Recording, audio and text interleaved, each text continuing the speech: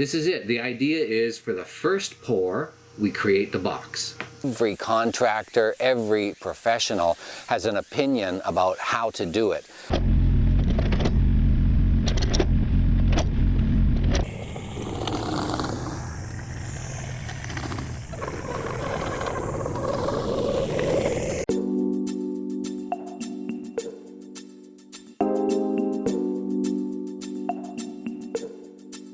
Hi everybody, welcome back. It's a really hot midsummer day here.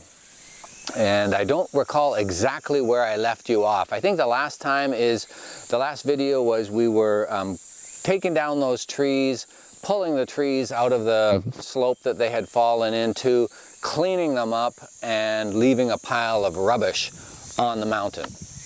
It's been a few days now, so this video is going to be a little bit of an amalgamation of bits and pieces up to today, and then we'll carry forward. So I think I'm going to share with you the cleanup of the mess that I left after the trees, which means getting rid of the firewood, which means getting rid of the brush by fire, and just making it a general clean area. I'm also going to talk about the foundation that is going to be going on this piece of land. And I think that's where I'm going inside to the desk and the computer, and I'm going to give you a few minutes of that kind of discussion at the computer.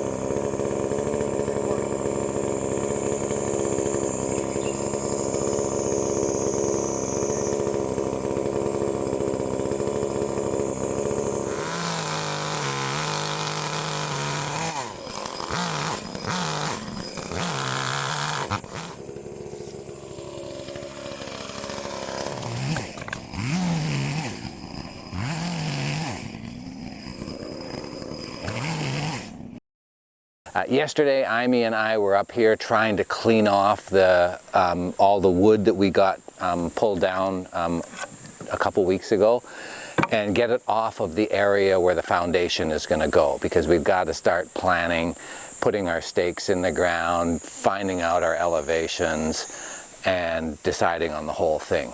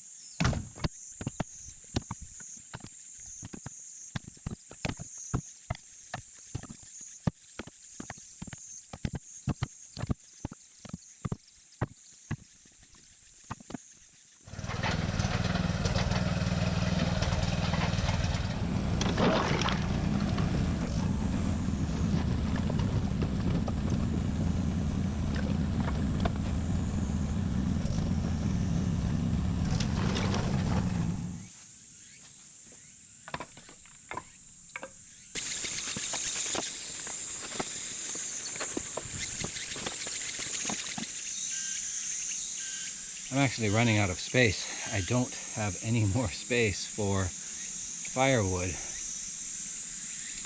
on the mountain. Oh well.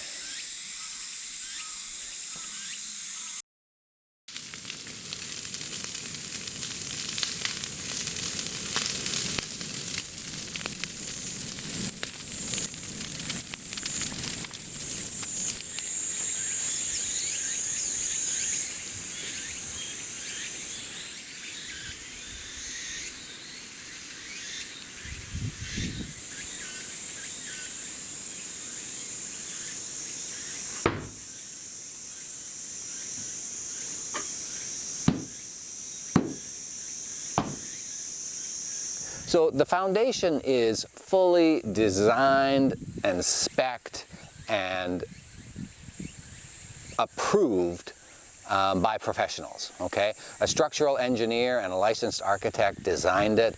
All of the structural engineers at the city planning office examined it, and then finally approval for said plan. So the ending result, the final foundation that will sit on this mountain is perfect for this mountain and perfect for the house that will sit on top of it. However, getting from here to there, from right now with nothing on the land to having a finished foundation on the land, there are many different ways to go about that. Every contractor, every professional has an opinion about how to do it. And no one is 100% right. They're all just opinions. And so I have to rely on myself a lot for understanding all of the hurdles that are in the process.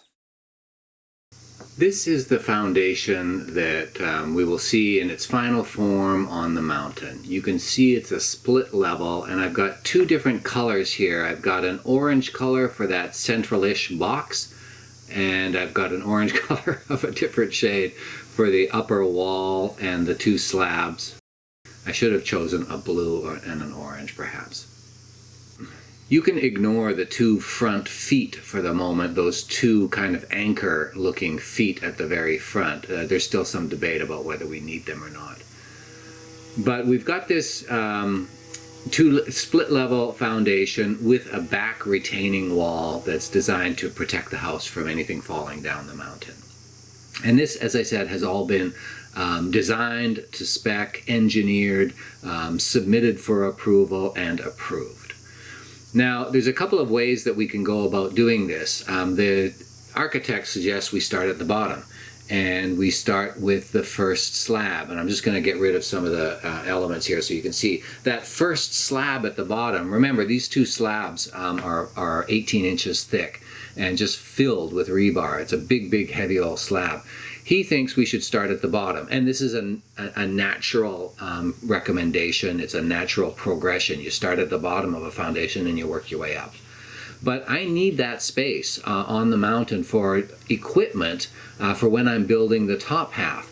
So if I build this, bottom layer first, I can't get equipment in there. There's no room to drive the bobcat or the excavator in there to work on the upper level. I would end up probably ruining the slab, or at least damaging the slab, by driving the excavator over it. Okay, so let's fill this in now and then remove some of these other parts. My idea is to start with this central box first. Okay, now the standing rebar at the back and that mini wall at the back, ignore those for the moment. We're thinking of maybe moving that construction into the second phase. But for the first phase, we want to create this box. Okay, now this box becomes the base for the second level of the house, right? The second floor, if you will. And behind this box is all mountain. It's rock mountain. Okay, so we build a box around a bunch of this rock, then we fill the box with gravel and other big boulders, whatever, almost to the top, 18 inches from the top, and then we fill the top with an 18-inch slab. Okay, And then, as I said, this the back wall, the standing 2-meter wall at the back, we would fill probably at the same time. And then when we're preparing that box interior and the second level slab, we're also working on the front slab. Okay, again, ignore those anchors, those 2 feet. But this is it. The idea is for the first pour, we create the box, and we then after the first pour, we fill the box with gravel and rocks, and then we prepare the second level and the first level slabs, as well as the 2-meter wall at the back. Okay, now why are those feet a debatable point? I think I've mentioned already that the architect and the builder think that we can cantilever those 2 corners. Those are 2 areas where the mountain falls away, and the belief is that the structure is so strong that the cantilever on those 2 corners will not affect the structure at all. I'm of the mind that I would like to have something under those cantilevered corners, if not block, a small poured wall or something. I really don't want to have 2 cantilevered corners on my building. So that's still a debatable topic. But yeah, this is the foundation, and it is moving forward. The topography of the mountain, where the foundation is going to be, is similar to a saddle. So you see this right here, this is all nice and flat, but the foundation actually comes out about 10 feet from the wall that will be sitting in front of that rock, right? That will be the wall between the first level and the second level.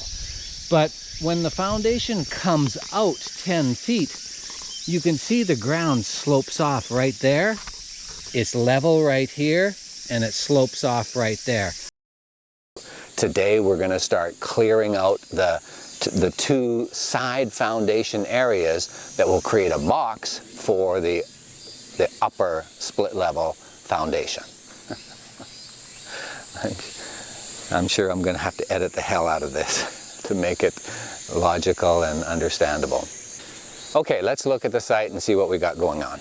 We've got the split level foundation design. The upper level is going to be right here. The slab is going to sit right at this level, right at that peg there. That's the outer corner of it, and it will run, 11 meters down that way, about 45 feet down that way. To build this box, I've got to come in here and I've got to dig out this area right here, big enough so that I can put in forms. Okay, and then we're going to pour a concrete wall right here that'll come down here from that peg down to this peg, and then all the way down to the east side of the foundation. Right here is where we're going to build the east wall of the box. Okay, and so I'll get in with the excavator and I'll dig this out. Now there's rock. There's a lot of rock here. There's rock all above it. There's rock right here. So I'm assuming that I'm going to hit rock when I dig into this. But with rock, I can drill into the rock to attach the foundation. I don't have to dig out as much, and I don't have to use as much concrete. Here, I'll come in with the excavator and the blade, and I'll just kind of bulldoze all of this rubbish out of here, including the burnt stump, and I'll push it over here so that it's out of the way. I will probably reuse all of this rubble and garbage as filler once the box is completed, and we're going to fill it up before we put the slab, the second level slab in.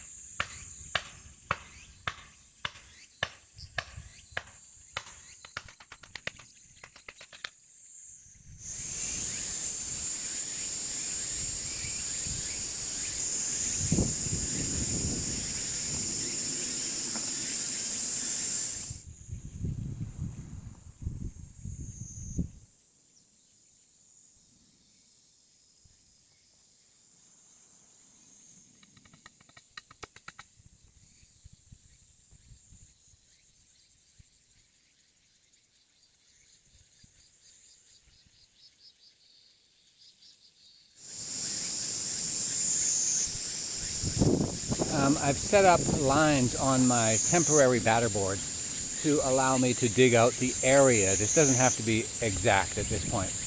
Just needs to give me an idea where the end points of the foundation will be, so I can dig an area for the, I guess we're going to call it the footer.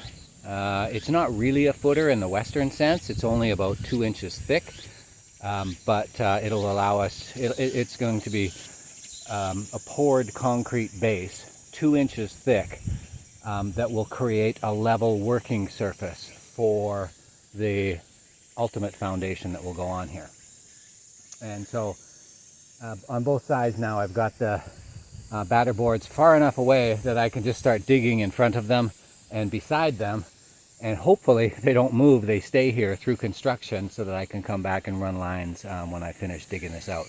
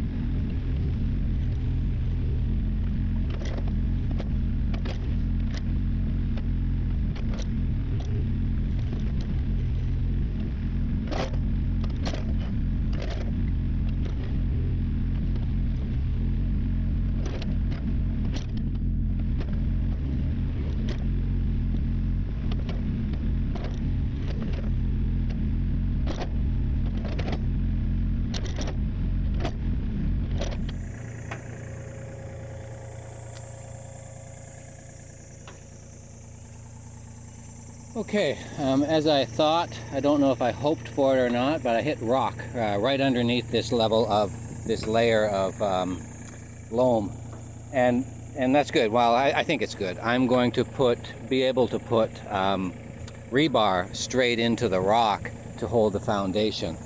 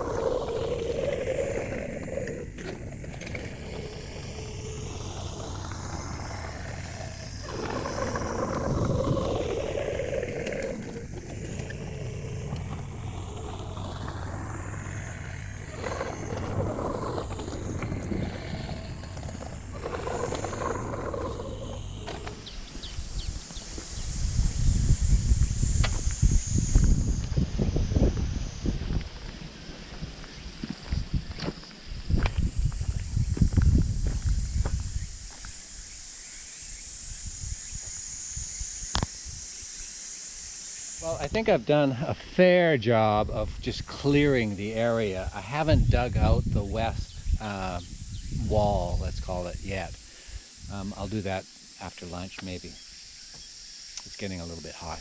But what I'm not doing well is checking for grade. Now, a couple of reasons for that. I don't have a spotter here with a level and a laser to tell me what is high, what is low. It definitely feels like I'm low on the west side and high on the east side. So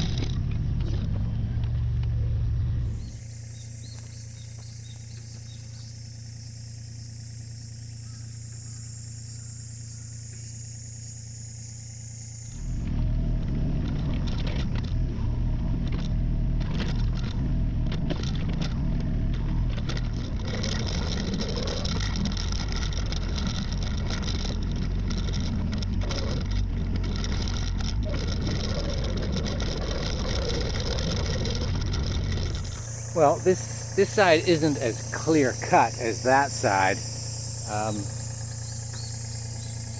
but it's still a bunch of rock in there at the base. So I'll get in here with a shovel, clean it up, probably a broom too. Clean it up as much as possible so that I can see clear rock that I'll be able to drive rebar into.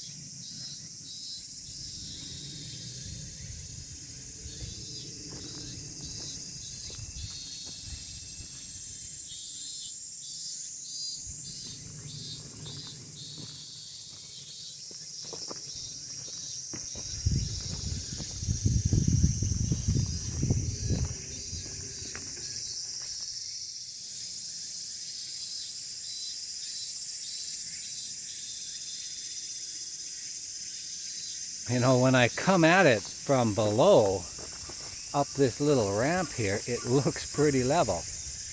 I think it's not. Haven't checked it with the laser. But anyway, this is a great start. Now I'm seriously in foundation mode, and there's just so much preparation now that has to be done. Just off the top of my head, buying gravel, buying rebar, bringing everything up here, buying and making forms. I have to buy plywood and 1x1s and make a bunch of forms, cutting the forms to shape on the mountain, drilling into the mountain and cementing in rebar, epoxy or cement, I'm not sure, I have no idea. I've got to investigate that. And then, yeah, I mean, that's just the beginning. The sun crossed over the yard arm about 30 minutes ago, so I'm in shade and there is a cool breeze on the mountain. This is nice. We got that beautiful Pacific Ocean right there. Oshima Island always has a little cloud cover on it. Yeah, we're moving, folks. We're moving. Thanks for hanging around.